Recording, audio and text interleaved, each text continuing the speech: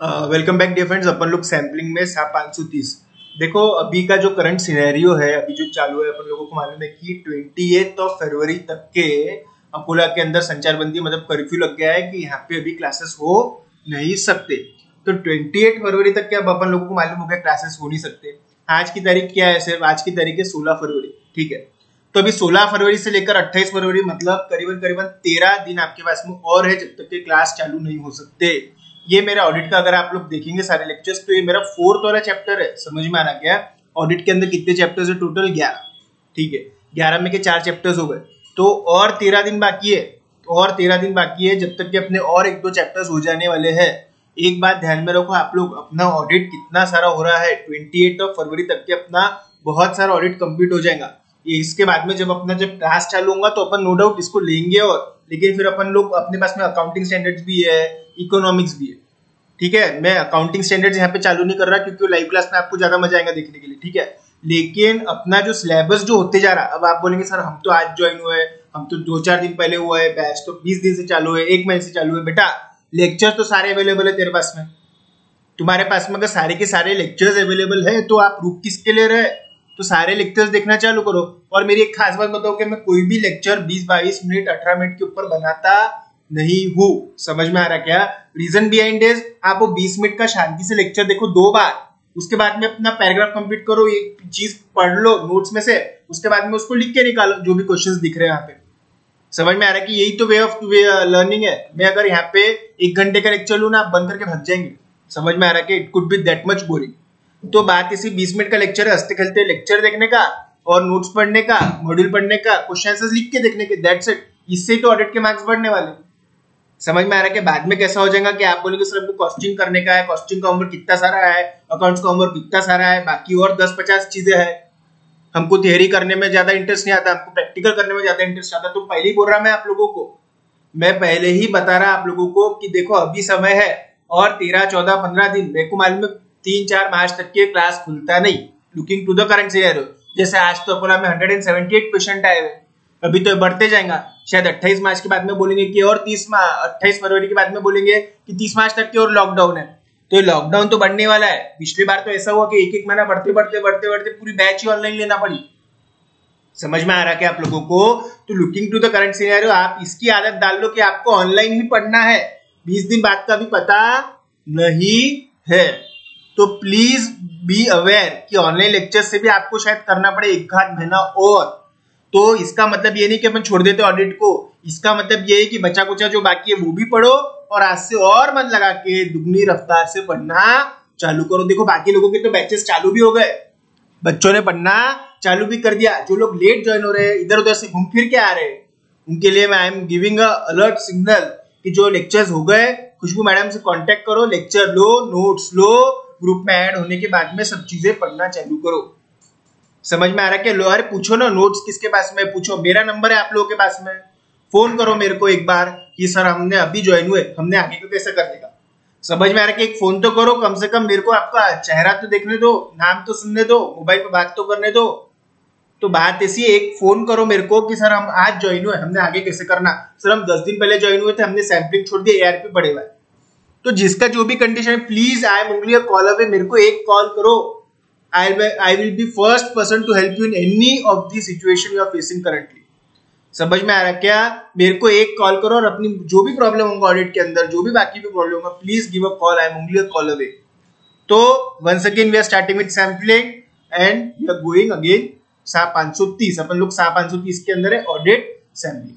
अब नेक्स्ट वाला टॉपिक क्या है? सैम्पलिंग रिस्क और नॉन सैम्पलिंग रिस्क क्या है?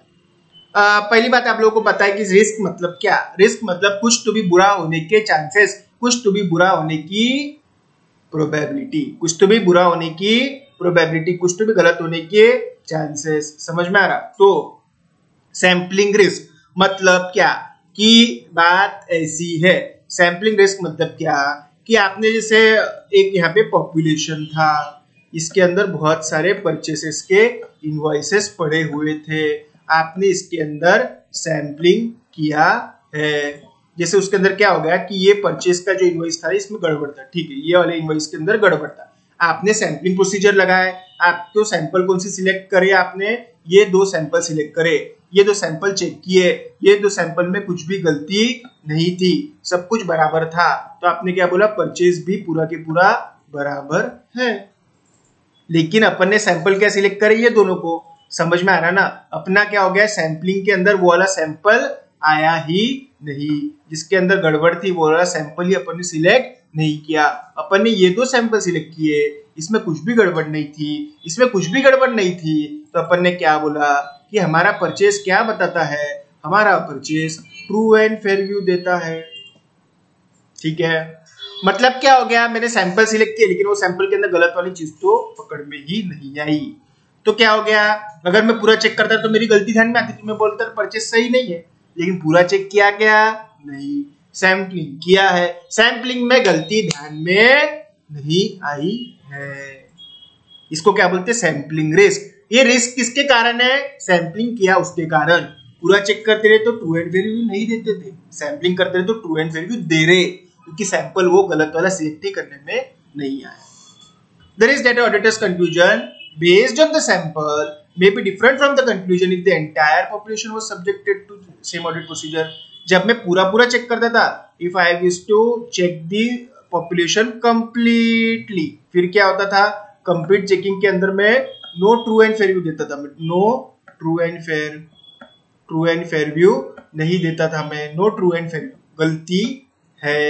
लेकिन क्या हुआ बेटा, मैंने सैंपल किया, सैंपल करने की वजह से क्या हुआ, वो गलती वाली चीज पकड़ में नहीं आई, और मैंने क्या बोला कि purchase true and fair view है, purchase true and fair view दे रहा है। इसको क्या बोलते हैं कि आपके सैंपल की वजह से कंक्लूजन आ रहा है true and fair, complete check करते रहे तो नो ट्रू एंड फेयर, अलग अलग कंक्लूजन आ रहे हैं, तो इसका क्या बोलते हैं, sampling risk. Sampling risk can lead to erroneous conclusions, गलत कंक्लूजन आ रहे, देना चाहिए था नो ट्रू एंड फेयर, गलती बताना चाहिए थी, आप गलती बता रहे नहीं जी नहीं। टेस्ट ऑफ कंट्रोल, अपन क्या बोल रहे हैं, यहाँ पे गलती ही नहीं है, मतलब controls are more effective than the actually. Control इतने इफेक्टिव है क्या, नहीं, कंट्रोल इफेक्टिव रहते थे, गलती रहती थी क्या, नहीं, अपन क्या बोल रहे हैं, कंट्रोल इफेक्टिव ज्यादा है बट एक्चुअली नहीं है, मटेरियल मिसस्टेटमेंट नहीं है जबकि मटेरियल मिसस्टेटमेंट एक्चुअली एग्जिस्ट करती है। मतलब कंट्रोल से मोर इफेक्टिव, अपन क्या बोल रहे हैं, ट्रू एंड फेयर व्यू दे रहे हैं परचेज को सैंपल करने की वजह से, इसका मतलब कंट्रोल ज्यादा इफेक्टिव है, मटेरियल मिसस्टेटमेंट नहीं रहती है जबकि वो है। Though it is primarily concerned with this type of erroneous conclusion because it affects the effectiveness of audit. Effectiveness मतलब सही काम, आप यहाँ पे सही काम नहीं कर रहे, आप यहाँ पे सही काम नहीं कर पा रहे हैं और अपन एक गलत ऑडिट ओपिनियन दे रहे हैं। तो सर सैंपलिंग नहीं करने का क्या, नहीं, सैंपलिंग तो करने पड़ेगा, पूरा चेक करना बस में बात नहीं है। क्यों, inherent limitations of audit.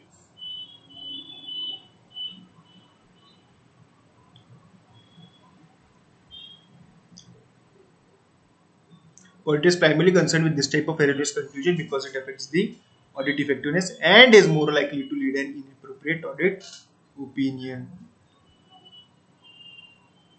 B में test of controls are less effective than they actually are, or material misstatement exists when in fact it does not.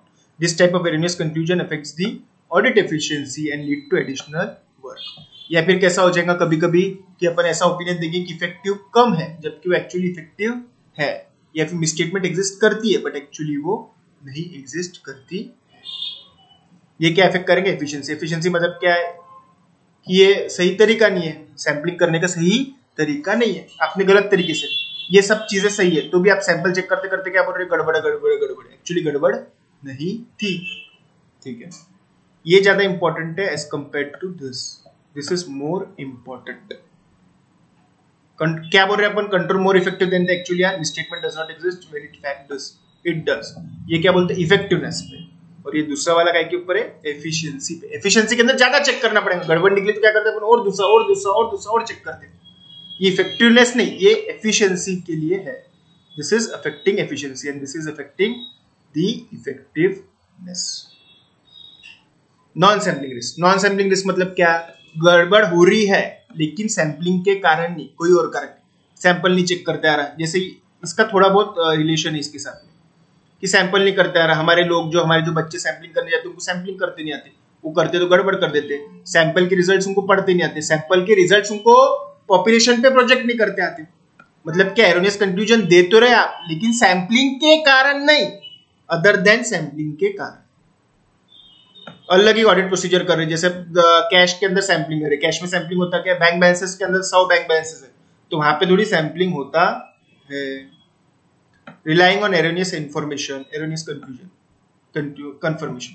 Confirmation कहाँ लेते हैं, अपने डेटर्स के अंदर कंफर्मेशन लेते हैं।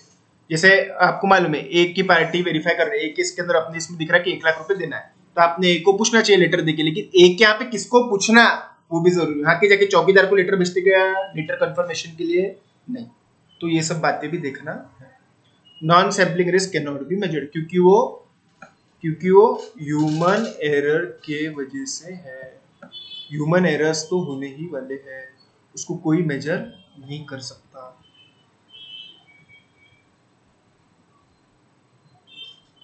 Performing audit procedures. The auditor shall perform audit procedures appropriate to the purpose on the each item selected. If the audit procedure is not applicable to a selected item, the auditor should perform other procedures या फिर दूसरा sample लेना चाहिए। जैसे आपने 5 sample select करे, मैंने बोला था ना यहाँ पे, जैसे यहाँ पे 2 परचेस इनवॉइसेस सिलेक्ट करे। अब एक परचेस इनवॉइस इसके अंदर कुछ था ही नहीं, उसमें ब्लैंक ही निकला, फिर क्या करना, दूसरा परचेस इनवॉइस चेक करना। सैंपल में 2 लिए ना, सैंपल में 2 चीजें ली थी, एक ये और ये परचेस इनवॉइस खाली निकला, फिर क्या करते, दूसरा परचेस इनवॉइस, ये परचेस इनवॉइस में अमाउंट का गड़बड़ था तो दूसरा, वैसा भी चलता है। If auditor is unable to apply the designated audit procedures or suitable alternative procedures to the selected item, मतलब sample, the auditor shall treat the item as deviation from the prescribed control in case of test of control or misstatement in case of test of detail। जैसे ये invoice 2 select किए, इसमें गड़बड़ है, ये खराब निकला, तो इसको क्या बोलना चाहिए, अपने डेविएशन। डेविएशन मतलब जैसा होना चाहिए था वैसा नहीं है, या फिर गलती मतलब मिस्टेक। अगर गड़बड़ है तो फिर verify the reasons. The auditor shall investigate the nature and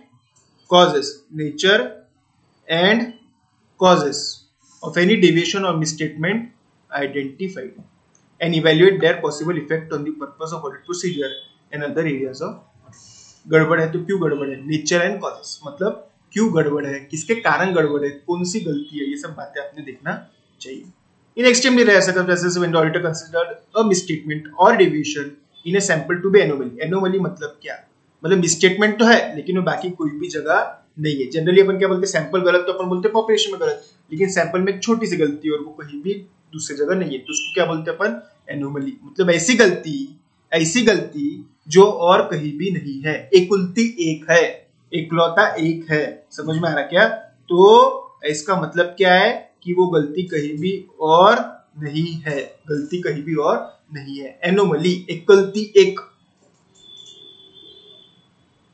आपने देखना चाहिए कि एनोमली एक ही बार है और वो कहीं भी रिपीट नहीं होती है। The auditor shall obtain this degree of certainty by performing additional audit procedures। जैसे एक मैंने बोला एक इनवॉइस गलत है, अब एक इनवॉइस मैंने बोला आप लोगों को गलत है, तो आपने क्या देखना चाहिए, क्या ये गलती सब में है क्या? अगर नहीं है तो फिर आपने देखना चाहिए इसको क्या बोलना चाहिए, एनोमली। इसको क्या बोलना चाहिए आप लोगों ने, एनोमली। ठीक है, ये लो, इसको क्या बोलना चाहिए आपने, anomaly.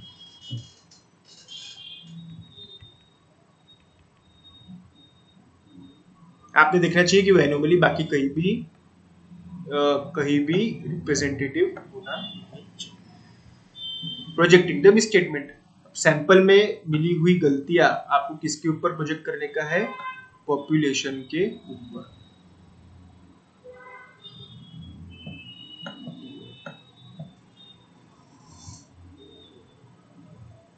The auditor shall project the misstatement found in a sample to the population. No explicit projection of deviation is necessary in case of test of control, since the sample rate of deviation is also the projected rate of deviation for the population। जैसे purchase के अंदर control में गड़बड़ निकली कि इनका purchase के अंदर पेमेंट बराबर नहीं होता है, कंट्रोल के अंदर गड़बड़, इनवॉइस में गड़बड़ नहीं हो रहा, परचेस के कंट्रोल्स में कि payment to the vendor is not properly authorized. तो ये जो है ना, ये सब में रहने वाला है, ये पूरे के पूरे पॉपुलेशन में रहने वाला है। एक पर्टिकुलर इनवॉइस में गलती है क्या, नहीं। आपको वो जो इनवॉइस की एक गलती हो जो पॉपुलेशन के ऊपर प्रोजेक्ट करना है, उसको क्या बोलते हैं, test of detail. Invoice by invoice checking होता है। टेस्ट ऑफ कंट्रोल मतलब परचेस का प्रोसीजर ही बराबर नहीं है, तो एक में नहीं है तो सब में बोलना पड़ता है। और एक का इनवॉइस में गलती है तो आपको देखना पड़ेगा सब इनवॉइसेस में प्रोजेक्ट कैसे करना है। तो ठीक है, इसके बाद का अपन लोग देखेंगे next lecture. Have a great day.